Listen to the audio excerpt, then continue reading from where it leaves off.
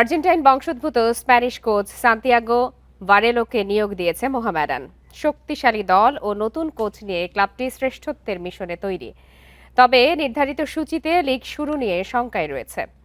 পেশাদার লীগ কমিটি পুনর্গঠনের দাবি সাদা কালোদের।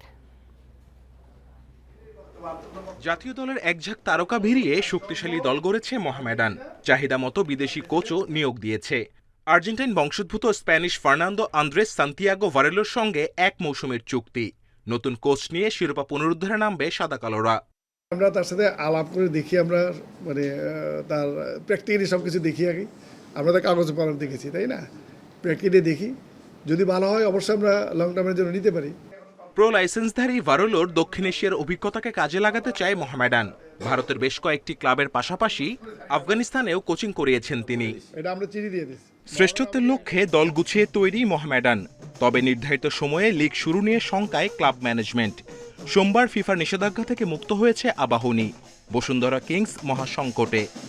আমাদের ডিপেন্ড টু ফুটবল ফেডারেশন আমাদের যে গাইডলাইন দিবে সেই গাইডলাইনের উপরে ডিপেন্ড করে কোচ আগে চলে আসবে। কোচ এসে আমাদেরকে কোচ যে আমাদের পুরো ডিটেলসটা দিবে সেই ডিটেলসের উপরে ওদেরকে আমরা টিকিট পাঠিয়ে দিলে ওরা রেডি, ওরা চলে আসবে।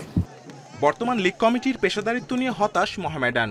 কমিটির চেয়ারম্যান ও বাফুফের সিনিয়র সহসভাপতি ইমরুল হাসানকে নিয়ে অসন্তোষ বেশ কটি ক্লাবের।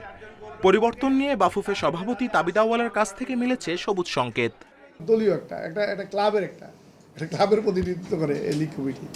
সুতরাং আমরা লিখিতভাবে দিয়েছি এবং আমাদের সাথে আবাহনী সহ অন্যান্য বড় বড় সব ক্লাবগুলি লিখিতভাবে দিয়েছি এই লীগ কমিটির আন্ডারে খেলবো না আমরা।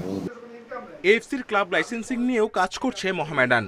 পরবর্তী মৌসুমের আগেই ভক্তদের সুসংবাদ দিতে চায় ঐতিহ্যবাহী ক্লাবটি। আগামী বছর এই প্রশ্ন আপনারা আশা করি করবেন না, ইনশাআল্লাহ। Kamrul Hasnat, independent news, Dhaka.